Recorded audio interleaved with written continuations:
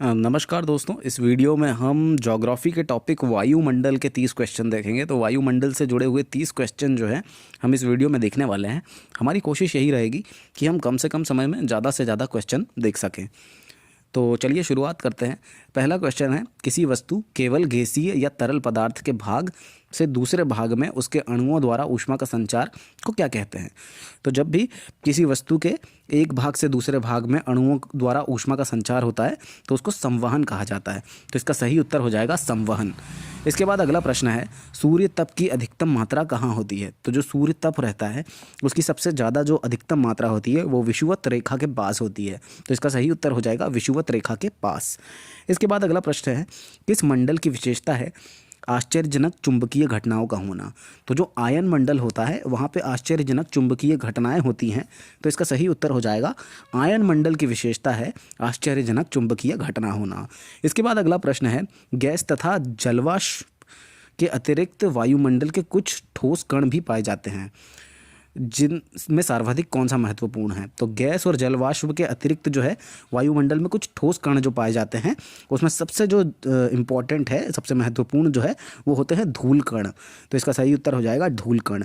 इसके बाद अगला प्रश्न है, सूर्य की बाह्य सतह तथा इससे निकलने वाली ऊर्जा को क्रमशः क्या कहा जाता है। तो जो सूर्य की जो बाहरी सतह से जो निकलने वाली ऊर्जा रहती है उसको फोटोन भी कहा जाता है और फोटोस्फीयर भी कहा जाता है। तो इसका सही उत्तर हो जाएगा दोनों।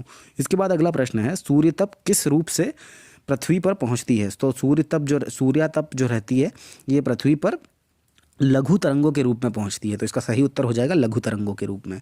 इसके बाद अगला प्रश्न है, वायुमंडल की निचली परत के अध्ययन को क्या कहते हैं। तो वायुमंडल की जब भी निचली परत का हम अध्ययन करते हैं तो उसको ऋतु विज्ञान भी बोल सकते हैं या फिर मेट्रोलॉजी भी बोल सकते हैं। तो मेट्रियोलॉजी या ऋतु विज्ञान इसको कहा जाता है जब भी हम वायुमंडल की निचली परत का अध्ययन करते हैं। इसके बाद अगला प्रश्न है, वायुमंडल को क्षोभ मंडल, संताप मंडल आदि परतों में विभाजित करने का मुख्य आधार क्या है। तो क्षोभ मंडल और संताप मंडल जो है इन परतों में वायुमंडल को जब हमने विभाजित किया है तो इसको किस आधार पे हमने विभाजित किया है। तो इसको तापमान के आधार पे विभाजित किया है। तो इसका सही उत्तर हो जाएगा कि वायुमंडल को क्षोभ मंडल, संताप मंडल आदि परतों में विभाजित करने का मुख्य आधार तापमान है।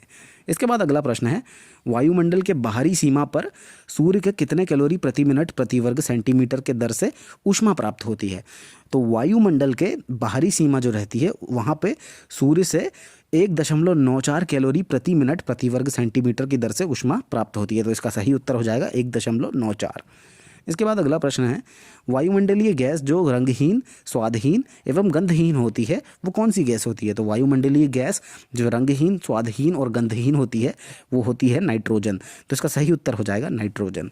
इसके बाद अगला प्रश्न है, CFC में किसकी अनुपस्थिति के कारण ओजोन परत में क्षरण होता है। तो CFC जो रहता है इसमें सक्रिय क्लोरीन जब नहीं रहता है तो ओजोन परत में क्षरण होने लगता है। तो CFC में सक्रिय क्लोरीन की उपस्थिति के कारण ओजोन परत में क्षरण होता है। तो अगर क्लोरीन होता है तो क्षरण होता है। तो इसका सही उत्तर हो जाएगा क्लोरीन, अगर सक्रिय क्लोरीन है CFC में तो ओजोन का क्षरण होगा। इसके बाद अगला प्रश्न है, संतृप्त वायु की सापेक्ष आर्द्रता कितनी होती है। तो जो संतृप्त वायु होती है उसकी सापेक्ष आर्द्रता जो है ये 100% होती है। तो इसका सही उत्तर हो जाएगा संतृप्त वायु की सापेक्ष आर्द्रता 100% होती है। इसके बाद अगला प्रश्न है, वायुमंडल की सबसे हल्की गैस कौन सी है और सभी गैसों के ऊपर लगभग 1100 किलोमीटर की ऊंचाई तक पाई जाती है। तो वायुमंडल की जो सबसे हल्की गैस है वो होती है हाइड्रोजन और ये सभी गैसों के ऊपर लगभग 1100 किलोमीटर की ऊंचाई तक ये पाई जाती है हाइड्रोजन गैस। इसके बाद अगला प्रश्न है, वर्ष के अधिकतम तापमान और न्यूनतम तापमान के अंतर को क्या कहते हैं। तो वर्ष का जो अधिकतम तापमान होता है और न्यूनतम तापमान होता है उसके अंतर को वार्षिक तापांतर कहते हैं। तो इसका सही उत्तर हो जाएगा वार्षिक तापांतर। इसके बाद अगला प्रश्न है, विश्व में सबसे अधिक वार्षिक तापांतर किस स्थान का रिकॉर्ड किया जाता है।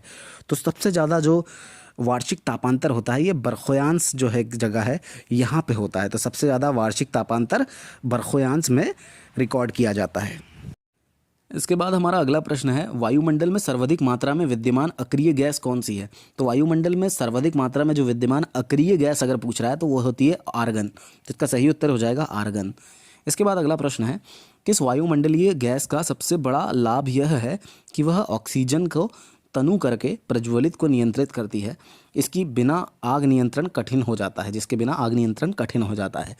तो ऐसी गैस उसको बोलते हैं नाइट्रोजन, क्योंकि नाइट्रोजन एक ऐसी गैस है जिसका सबसे बड़ा लाभ यह है कि ये ऑक्सीजन को तनु करके प्रज्वलित को नियंत्रित करती है, और इसके बिना आग पे जो नियंत्रण होता है वो पाना कठिन हो जाता है। इसके बाद अगला प्रश्न है, ऊंचाई में वृद्धि के साथ साथ जलवाष्प की मात्रा पर क्या प्रभाव पड़ता है। तो ऊंचाई में जब वृद्धि होती जाती है तो जो जलवाष्प रहती है उसकी मात्रा भी बढ़ती जाती है। तो ऊंचाई में वृद्धि के साथ साथ जलवाष्प बढ़ता जाता है। इसके बाद अगला प्रश्न है, हमारी पृथ्वी सौर विकिरण का मात्रा केवा भाग प्राप्त करती है। तो कितना भाग जो है हमारे सौर विकिरण का, जो हमारी पृथ्वी है वो कितना भाग प्राप्त करती है। तो 2 अरबवा भाग जो रहता है सौर विकिरण का वो हमारी पृथ्वी प्राप्त करती है। तो इसका सही उत्तर हो जाएगा 2 अरबवा भाग।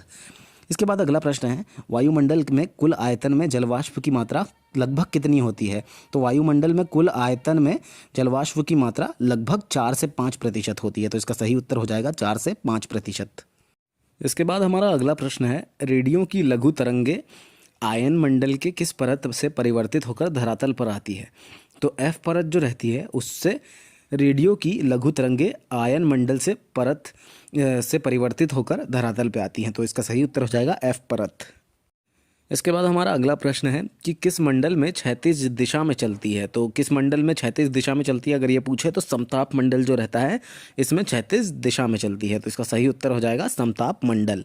इसके बाद हमारा अगला प्रश्न है, किस वायुमंडलीय गैस से पेड़ पौधों में प्रोटीन का निर्माण होता है। तो जो हमारे नाइट्रोजन होती है ये एक ऐसी गैस होती है जिससे पेड़ पौधों में प्रोटीन का निर्माण होता है। तो इसका सही उत्तर हो जाएगा नाइट्रोजन।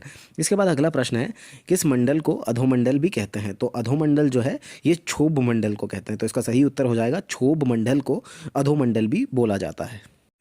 इसके बाद हमारा अगला प्रश्न है, पृथ्वी अपने चारों ओर फैले गैसों की एक सुरक्षा वाली परत से घिरी हुई है, जिसको क्या कहते हैं। तो पृथ्वी अपने चारों ओर फैले एक गैसों की एक सुरक्षा परत है और इसको हम बोलते हैं वायुमंडल।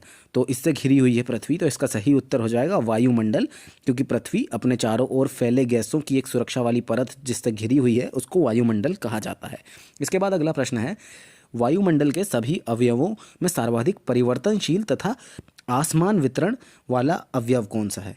तो वायुमंडल में जो सभी अवयवों में सबसे ज़्यादा परिवर्तनशील और आसमान के वितरण वाला अवयव है वो है जलवाष्प। तो इसका वाटर वेपर इसका सही उत्तर हो जाएगा। इसके बाद अगला प्रश्न है, पृथ्वी के ताप को बनाए रखने के लिए उत्तरदायी तत्व कौन सा है। तो पृथ्वी के ताप को बनाए रखने के लिए उत्तरदायी तत्व पूछ रहा है, ऑप्शंस है इनमें से कोई नहीं, जलवाष्प या कार्बन डाइऑक्साइड या दोनों। तो इसका सही उत्तर हो जाएगा, पृथ्वी के ताप को अगर बनाए रखना है तो आपको जलवाष्प भी जरूरी है और कार्बन डाइऑक्साइड भी जरूरी है। तो इसका सही उत्तर हो जाएगा दोनों। इसके बाद अगला प्रश्न है, ग्लोब पर वायुदाब की पेटियों की संख्या कितनी है। तो जो ग्लोब है उसमें वहाँ पे वायुदाब की जो पेटियाँ होती हैं उनकी संख्या होती है 7। तो इसका सही उत्तर हो जाएगा 7। इसके बाद अगला प्रश्न है, वायुमंडल के ऊपरी परत के अध्ययन को क्या कहते हैं। तो वायुमंडल के ऊपरी परत का जो अध्ययन होता है उसको एयरोलॉजी या वायु विज्ञान बोला जाता है। तो इसका सही उत्तर हो जाएगा एयरोलॉजी या वायु विज्ञान, मतलब दोनों। इसके बाद अगला प्रश्न है, सामान्य वायुदाब पाया जाता है। तो सामान्य वायुदाब जो है ये कहाँ पे पाया जाता है पूछ रहा है। तो जो सागर का तल होता है यहाँ पे जो वायुदाब रहता है ये सबसे ज़्यादा नॉर्मल रहता है। तो सामान्य वायुदाब जो है ये सागर के तल पे पाया जाता है।